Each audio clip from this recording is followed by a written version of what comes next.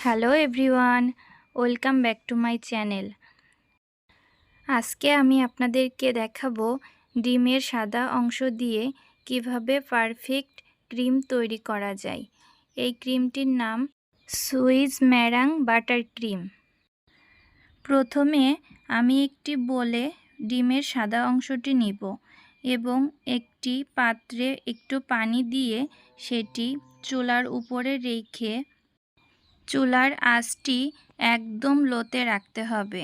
তারপর চুলার উপরে যে পাত্রটি বসিয়ে রেখেছিলাম তার উপরে এই হিটপ্রুফ পাত্রটি দিতে হবে এবং ডিমের সাদা অংশের ভেতরে হাফ কাপ চিনি দিয়ে অনবরত নাড়তে হবে। নাড়াটা কিন্তু একদম বন্ধ করা যাবে না। যখন চিনিটি গলে যাবে সেই পর্যায়ে পাত্রটি নামিয়ে নিয়ে আপনারা হ্যান্ড বিটার দিয়ে বিট করতে থাকবেন।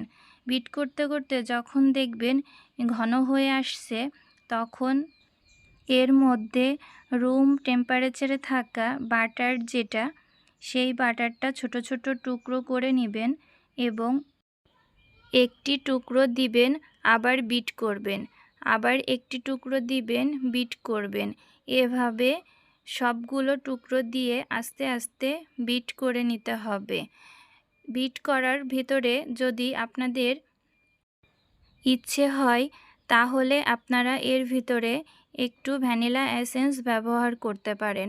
আপনারা হয়তো অনেকেই মনে করতে পারেন এর ভিতরে ডিমের গন্ধ লাগবে, কিন্তু না, আমরা এটাকে প্রথমে খুব ভালোভাবে কুক করে নিয়েছি।